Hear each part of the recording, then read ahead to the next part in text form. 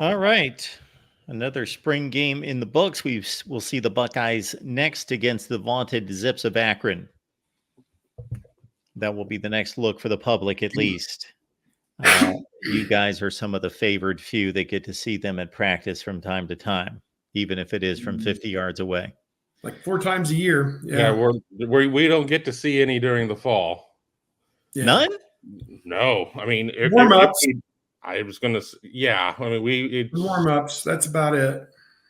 No, generally we get spring, but we don't get fall, if I remember right. I mean, because unless there's like a BTN day or something like that, the bus or something like that, they're done with us. Yeah, pretty much. Well, not done recruiting for 2025. It's currently the #1 ranked class, at least according to 247 Sports, with a couple more pickups from this week. It's a safety in Cody Haddad and a tight end in Nate Roberts, Kevin. Yeah, I'll start with the tight end, Nate Roberts. I mean, that one is a big get for Ohio State, especially with a couple of other targets opting to go to Miami with Brock Schott and with Luka Gilbert. I think that Nate Roberts is kind of in the mold of what they're looking for, a skilled pass-catching tight end who, additionally can do a lot of your inline blocking and things along those lines. I mean, he's not, your 6'7", beast of a tight end, but he also is, able to get out there and have a little bit of receiver skills in him. So I think that one is a huge get. I mean, that one I was expecting to happen a little later this month. Obviously, Oklahoma State are not going to give up among others, but I like the timing of that one. Going in-state with Cody Haddad, who's been listed as an athlete by many services, but he's being recruited as a safety, a one-time Wisconsin commitment. You're seeing the secondary really fill out for Ohio State. I mean, it is a secondary forward type of class, and of course, it now creates all of the questions. What does this mean for Dorian Brew and Trey McNutt and Fahim Delane? And I think Ohio State's going to probably go 8 deep. I think that there's going to be that much of a need based on what is leaving after this year, what could be lost with the portal and some things along those lines. Cody Haddad is somebody, don't look at the 3 stars in the rankings and be like, well, 3-star heaven. He's better in my opinion. I mean, he comes out of a tremendous program in St. Ignatius. He's going to be one of those types of glue guys that I think are important. I don't do comps, and I haven't watched enough of Haddad's game to really have a comp there, but wouldn't it be nice if they sat there and had somebody, and I'm just gonna, how about, getting like a Rob Kelly? Wouldn't that be nice to have like a Rob Kelly out there? And I don't know if that's going to be the case, but I like Haddad, and I had no questions whatsoever once he decommitted from the Badgers that he was going to join the Buckeyes. Number 34, Rob Kelly. Blast from the past. Steve, any thoughts on the recruiting overall or otherwise? Yeah, Nate Roberts, I think he had visited Ohio State the week before. And I think he had told the coaches while he was on his visit that he planned to commit, and it was all timed up. So it would be coming on a big news day at the spring game. So that was a great get for them. Number 166 overall, number 11 tight end in the country, Nate Roberts, Washington, Oklahoma, 6'4", 235. So as Kevin says, Oklahoma and Oklahoma State will probably continue to bang on his door until such time that he signs a letter of intent with the Buckeyes, and maybe even after such time, given the nature of the transfer portal and everything with college football now. And then Cody did number 34 overall safety nationally, number 15 overall in Ohio. Comes from a great program at Cleveland St. Ignatius. And again, I think he's a guy you get into your program, ticketed for safety right now, but get him into your program and see what happens and take it from there. I would say safety is his position. So that's great. So again, The basis of what Ohio State should do recruiting should be in the state of Ohio. And if they feel he's an Ohio guy that can help the bottom line, then I am all for it. So looks to me, and he was at the game on Saturday. And again, a big splash for the Buckeyes on their big spring game day. It's like you're at the hard sell for the timeshare, and you're in the room and all the round tables and everything, and they break some old man and his wife down to buy the timeshare in Florida, and the salesman stands up and says, "We've got one over here. We've got one over here.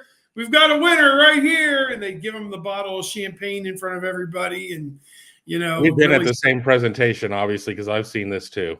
Yeah. Celebrate the fact that they got somebody to take their timeshare. I'm sure that they did the same thing there in that big meeting room when Cody did announced he was going to commit. I bet they made a big hoopla about it in front of all the other recruits to show that this is a big deal, that somebody is coming to Ohio State. So to me, can't have enough guys that want to be at Ohio State, and I think Cody fits that mold. And obviously, got to get great players, and we'll see how he fits in when he gets there.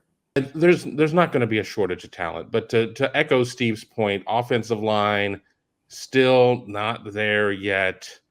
Whether or not they're able to land somebody like Derek Graham, formerly of Troy, who committed to transfer to Texas A&M in January, and here in April is back in the portal. Can Ohio State, Ohio State already made a run at him once. Can Ohio State bring him in? We talk about the spring portal not necessarily being the stronger of the two portal periods for depth, but I think there are a couple of targets out there that Ohio State, if it is serious about wanting to call this year, we're pushing all of our chips in. It's time. I think that they need to sit there and say, okay, we may break a couple of eggs in this omelet as we go back to the portal once again, but we need to get somebody, and hopefully somebody that is able to secure a spot, unlike maybe Vic Cutler was able to, who once again, after transferring to Louisville, is back in the portal.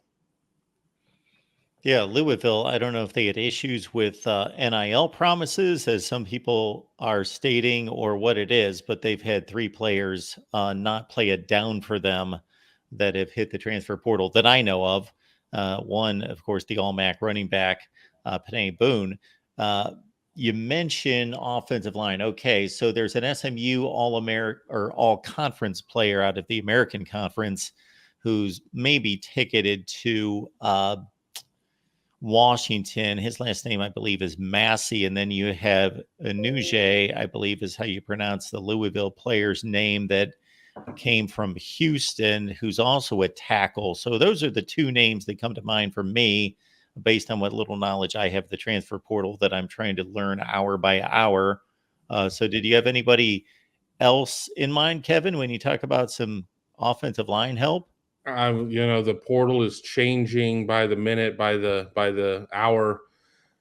Really, Graham is the one that I've focused in on the most. There's an interior offensive lineman from USC who entered the portal, who it was like a top 30 national kid, I think, and obviously didn't strike there. So, I'm interested in seeing kind of what happens there, because where does Ohio State have to go? Does it go with a tackle to then potentially slide Fryer in? Does it go with a guard? But then at that point, are you saying that Fryer is your answer right there? Remember, with line play, we all want to sit there and it's really easy to put on a play and look at it top down and be like, well, this guy just blew his block. But sometimes you don't know what his line mate was supposed to do and everything else. So I don't know necessarily what the right answer is. Hell, take them both. Ohio State is sitting at 85 right now, according to many of the scholarship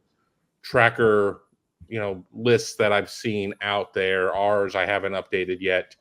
So, and Ohio State's only seen 2 guys go to the portal at this point, with Cedric Hawkins recently going to the portal, and then obviously Dallin Hayden. So, and I think the expectation is about a half dozen more players may hit the portal. So there will be slots for Ohio State to take guys, whether it's a running back, whether it's a lineman, 2 linemen, what have you at that point. So I don't know. I mean, I'm generally not one who is at a loss for words, but at this point, I just don't know why the line has not been able to solidify to the point that it needs to. Steve, is this team outside the offensive line? It seems to be about as buttoned up as an Ohio State team that we've seen, with as few questions on both sides of the ball than I can recall.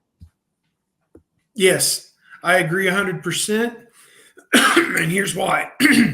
When I watched that game unfold on Saturday, the first team offense got the ball in the red zone a couple times, and I counted, I think, 5 pass breakups in the end zone. And I think 2 of those were Matthews, 2 of them were Hancock, 1 of them was Igbinosun. We know Burke can play. Calvin Simpson-Hunt can play. Lorenzo Styles is coming on. The safeties, you're 5-6 deep at safety. And your defensive line is coming on. They did all this. They had 6 sacks in 70 called pass plays, which is not a good ratio for the offense. That means you're giving up about 3.5 a game. That's not good.